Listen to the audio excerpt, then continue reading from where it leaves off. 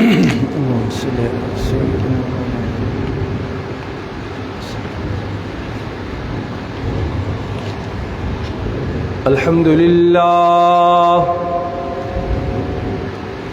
الحمد لله وكفى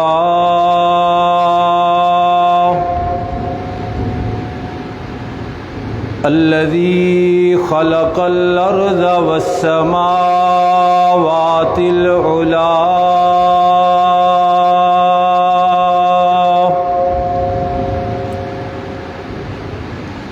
وبين الضلالة والهدى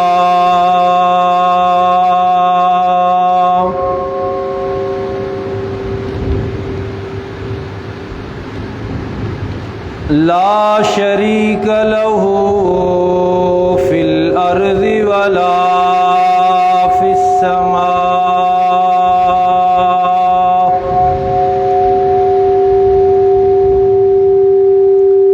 وله العزة وله العظمة وله الكبرياء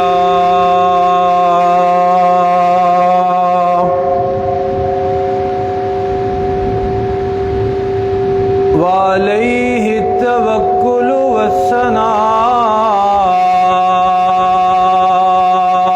والثناء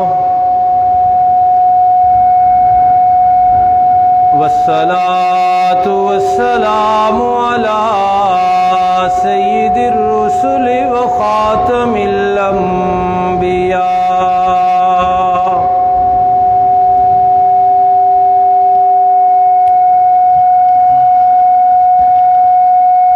أرسله الله بالحق بشيرا ونذيرا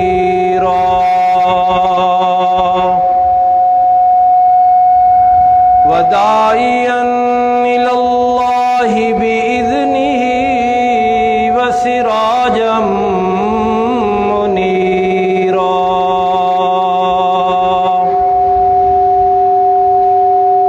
وعلى آله وأصحابه الأتقياء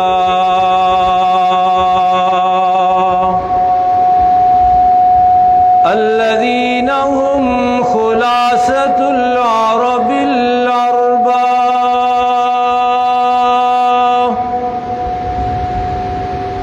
وخير الخلائق بعد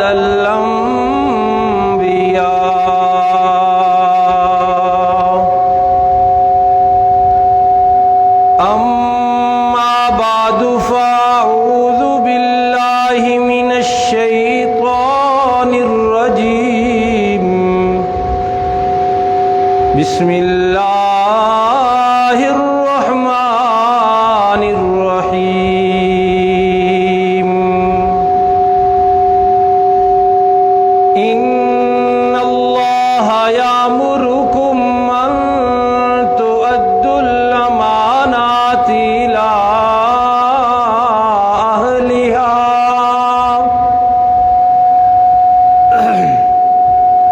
صدق الله العظيم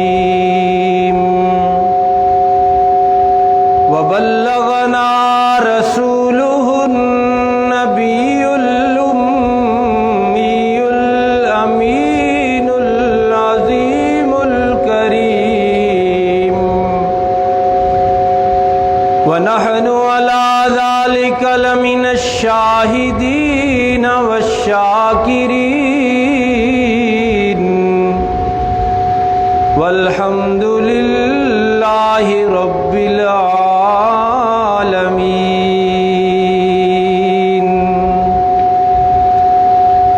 اللهم صل على محمد وعلى آل محمد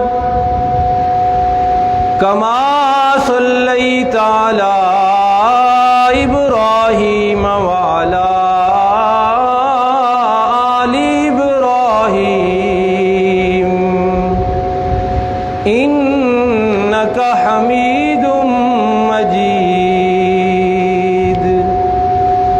اللهم بارك على محمد وعلى آل محمد كما باركت على إبراهيم وعلى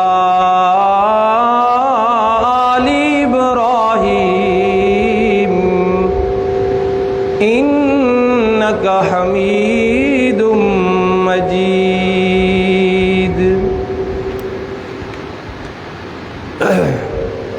بولنا گل سنو نہیں وہ بولنا نہیں پڑھایا بیان کرو پھر.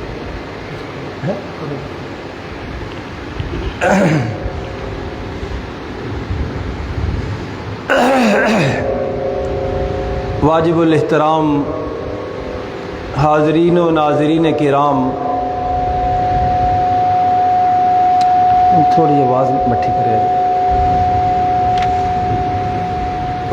جہد پین لگی نا انہوں تھوڑا جا اگے اگے جہد پین لگی ہے بس ٹھیک. دیکھو بلا ہوں کہ نہیں. گزشتہ 2-3 جمعوں سے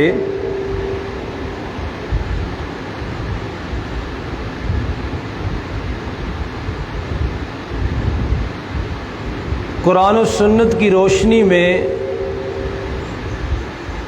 ہم یہ سمجھنے کی کوشش کر رہے ہیں کہ موجودہ ملکی صورتحال اور عوام کی پریشانیاں، ملک گیر عذاب اور سیلاب کے اسباب کیا ہیں. اس وقت بھی ملک عزیز کا ایک وسیع حصہ، بہت بڑا حصہ سیلاب کے نشانے پر ہے.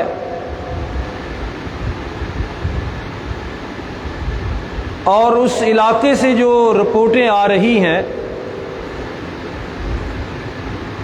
وہ انتہائی خوفناک ہیں.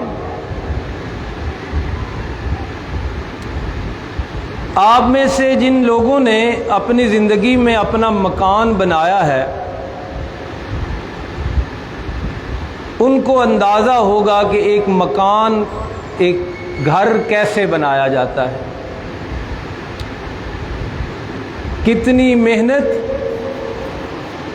اور کتنا صبر کرنا پڑتا ہے اور کتنا پیٹ کاٹنا پڑتا ہے بچت کر کر کر کے. کھانے مرضی کے بندے نہیں کھاتے، مرضی کے کپڑے نہیں پہنتے، پسند کے جوتے نہیں لیتے، بچت کرتے رہتے ہیں، بچت کرتے رہتے ہیں. اور عام طور پہ یہ ہوتا ہے کہ ایک پوری زندگی لگ جاتی ہے ایک مکان کھڑا کرتے کرتے.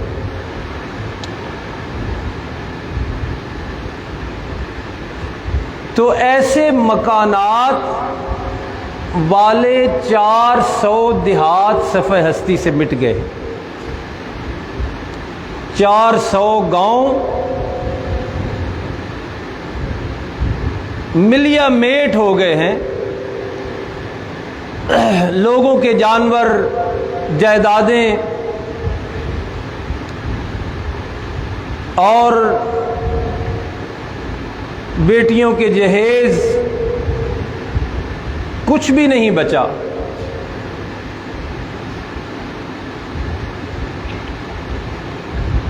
تو گزشتہ 2-3 جمعوں سے قرآن و سنت کی روشنی میں ہم یہ دیکھنے کی کوشش کر رہے ہیں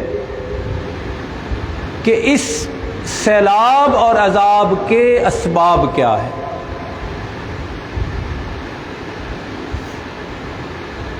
اور جہاں ممبر و محراب سے یہ بتایا جا رہا ہے کہ ان کا سبب انسانی اعمال ہیں، اور جہاں یہ سنایا جا رہا ہے کہ ظہر الفساد فی البر والبحر بما کسبت ایدی الناس، وہیں ہمارے ملک میں مختلف ذرائع ابلاغ کے ذریعے اس بات کی پرزور نفی کی جا رہی ہے کہ یہ انسانی اعمال کا نتیجہ اور شامت اعمال نہیں ہے، اور وہ کہہ رہے ہیں کہ یہ اداروں کی مس مینجمنٹ ہے، جنہوں نے سیلاب کو سنبھالنا تھا، اس کے آگے بند باندھنے تھے، نالے صاف کرنے تھے، راستے صحیح کرنے تھے، یہ ان کی غلطی ہے۔ اور ان لوگوں کا مقصد یہ ہے کہ یہ انسانیت اللہ کے راستے سے بھٹکتی ہی رہے، اور ان کا ذہن اور مائنڈ جائے کہ ہاں وہ بند بن جاتا تو سیلاب نہ آتا، وہ ڈیم بن جاتا تو سیلاب نہ آتا۔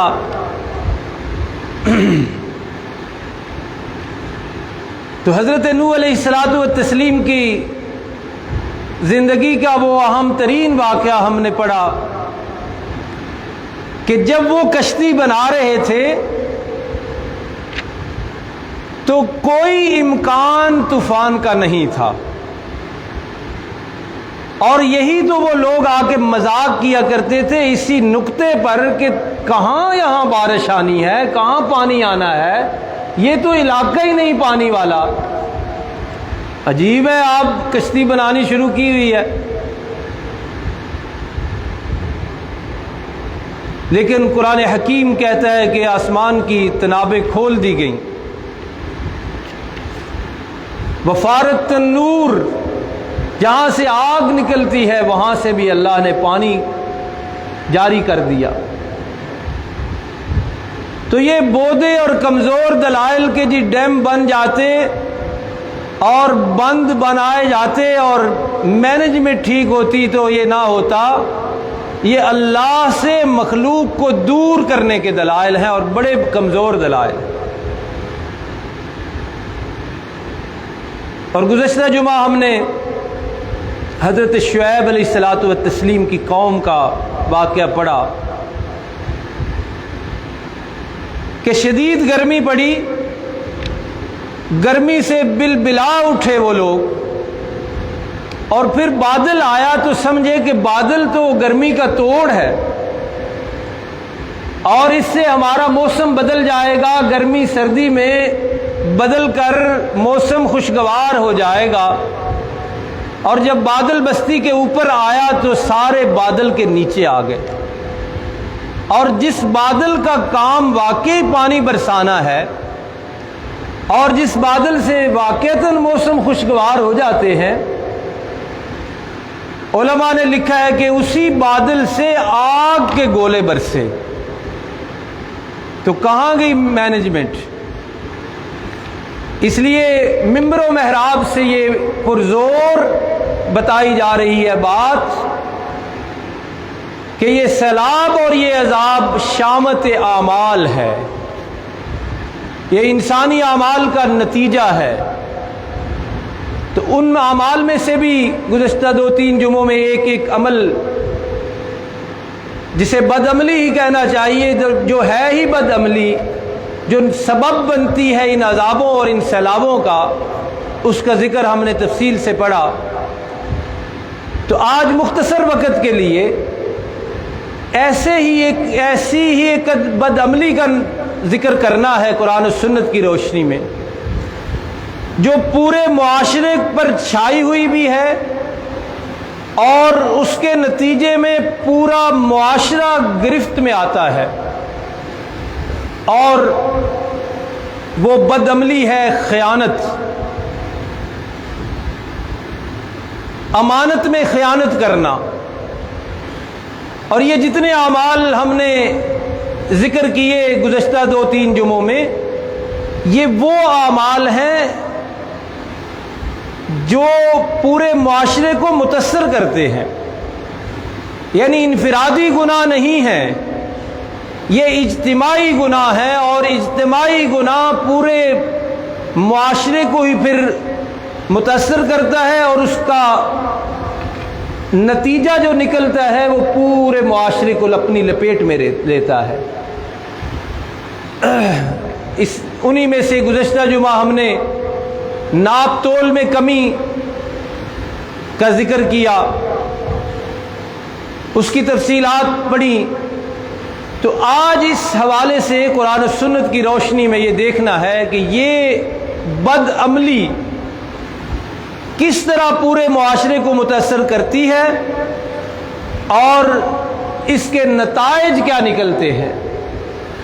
تو قرآن حکیم کا جو حصہ تلاوت کیا اس کو پہلے سمجھ لیجئے۔ فرمایا ان اللہ یامرکم ان تؤدوا الامانات الی اہلہا، لوگو اللہ کا حکم یہ ہے تمہیں، اللہ رب العالمین حکم دے رہے ہیں کہ امانتیں ان کے اہل کے حوالے کیا کرو۔ اور دوسری جگہ اللہ نے فرمایا یا ایھا الذین آمنوا لا تخونوا اللہ ورسولہ، لا تخونوا اللہ والرسول وتخونوا اماناتکم، اے ایمان کا دعویٰ کرنے والو، مجھے رب کہنے والو، اللہ کی ربوبیت الوہیت کا اقرار کرنے والو، اور اس اقرار کا مقصد یہ ہوتا ہے کہ تیرے حکموں کے بغیر زندگی نہیں گزاریں گے۔ ماننا کا یہ نہیں مطلب ہوتا کہ اللہ ایک ہے، یہ تو اللہ کی ذات کو مانا ہے۔ ماننا یہ ہوتا ہے کہ بات بھی مانی جائے، بات بھی مانی جائے، اس ماننے کا کوئی فائدہ نہیں۔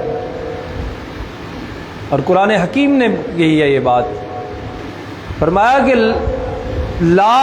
تم یہ مت کہا کرو کہ ہم مومن ہیں، جتنی پوزیشن ہے اتنا کہہ سکتے ہو کہ ہم مسلمان ہیں۔ اگر زندگی اللہ اور اس کے پیغمبر صلی اللہ علیہ وسلم کے بتائے ہوئے طریقے کے مطابق، اصولوں کے مطابق، احکامات کے مطابق، ہدایات کے مطابق نہیں گزر رہی، تو پھر حکم یہ ہے کہ اپنے آپ کو مومن نہ کہو۔ یہ قرآن مجید میں لکھی ہوئی بات ہے۔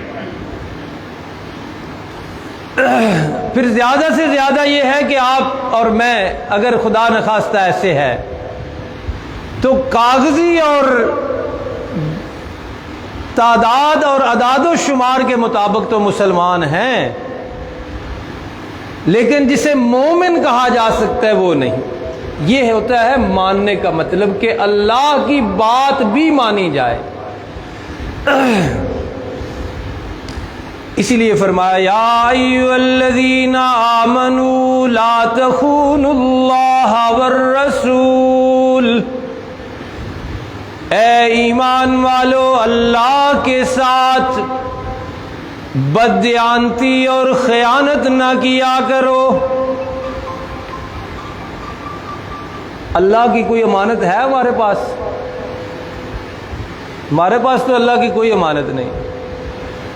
تو وہ مراد نہیں کہ ہم اللہ کی کوئی امانت ہمارے پاس پڑی ہے اور ہم نے اس میں سے کچھ خرچ کر دیا اپنے کسی ضرورت میں۔ لا تخونوا اللہ والرسول، اور اللہ کے پاک پیغمبر صلی اللہ علیہ وسلم کے ساتھ بھی بددیانتی اور خیانت نہ کرو۔ اب اللہ کے پاک پیغمبر صلی اللہ علیہ وسلم کی بھی کوئی امانت، کوئی مال، کوئی دولت تو نہیں ہمارے پاس پڑی، تو مراد یہی ہے کہ اللہ کے اور اس کے پاک پیغمبر صلی اللہ علیہ وسلم کے احکامات میں ہیرا پھیری نہ کرو۔ اس کے احکامات، دونوں کے احکامات ماننے میں، اونچ نیچ نہ کرو۔ تو اب معاشرے کا جائزہ آپ لے لیں، اللہ کی ماننے والے کتنے نظر آئیں گے آپ، جنہوں نے یہ تہیہ کیا ہو، ارادہ کیا ہو اور اس ارادے پہ کار بند بھی ہو کہ جو مرضی ہو جائے میں نے اللہ کے احکامات کی خلاف ورزی نہیں کرنی، کتنے ملیں گے آپ؟ اور اسی طرح بود و باش زندگی کا گزارنے کا طریقہ جنہوں نے یہ طے کیا ہو کہ ہمارا وہ ہوگا جو اللہ کے پاک پیغمبر صلی اللہ علیہ وسلم نے بتایا ہے، اور طے کر کے ارادہ کر کے پھر اس ارادے پر عمل پیرا بھی ہوں 100%، وہ کتنے ملیں گے؟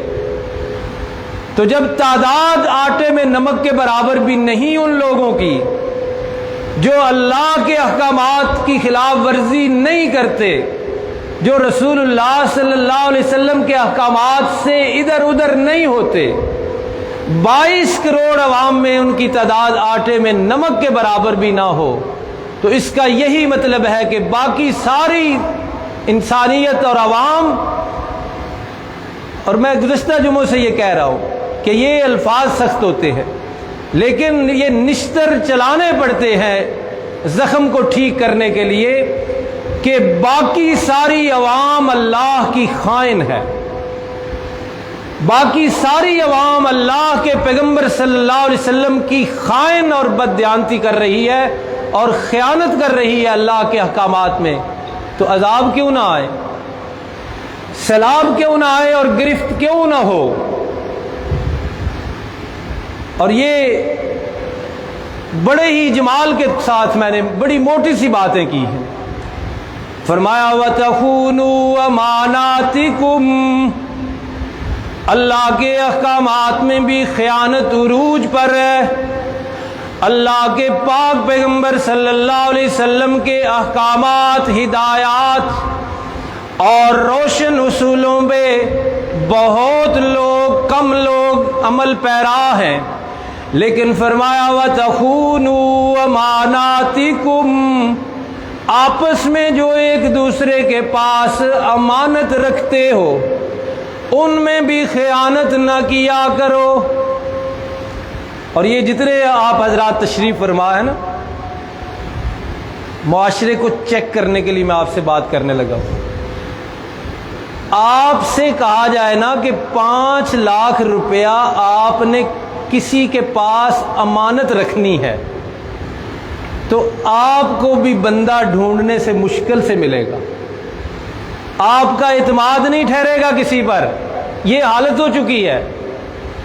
آپ ڈھونڈیں گے برادری میں سے، آپ کو نہیں ملے گا، اور پستی کی اور گراوٹ کی انتہا یہ ہے کہ بھائی کو بھائی پر اعتماد نہیں رہا امانت داری کے حوالے سے، کہ بھائی یہ اختیار نہیں اپنے بھائی کے پاس 5-10 لاکھ رکھوانے کے لیے کہ کل یہ مجھے واپس صحیح مل جائیں گے، یہ انتہا ہو چکی ہے۔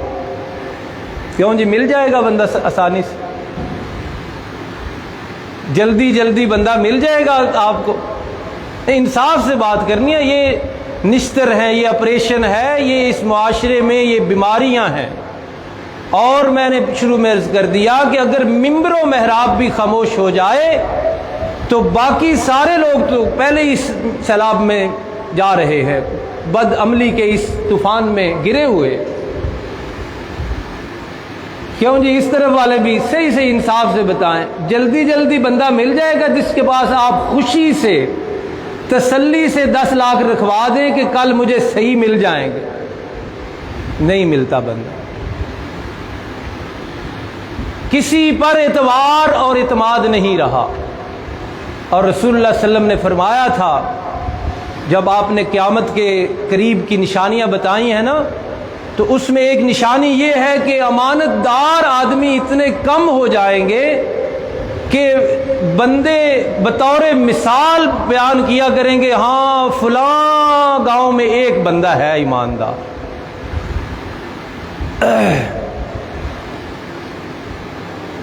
قرآن مجید کی 2 آیتیں آپ نے پڑھی، وقت ذرا کم ہے، آپ صلی اللہ علیہ وسلم کا ارشاد بھی ذہن میں رکھیں۔ فرمایا میرے کریم آقا صلی اللہ علیہ وسلم نے کسی عام مفتی کا فتویٰ نہیں کہ آپ نظر انداز کر دیں، اور علماء نے جو تعویلیں کی ہیں اس میں وہ بھی ایک سائڈ پہ رکھیں۔ ارشاد پاک یہ ہے کہ لا ایمان لمن لا امانت لہ، لا ایمان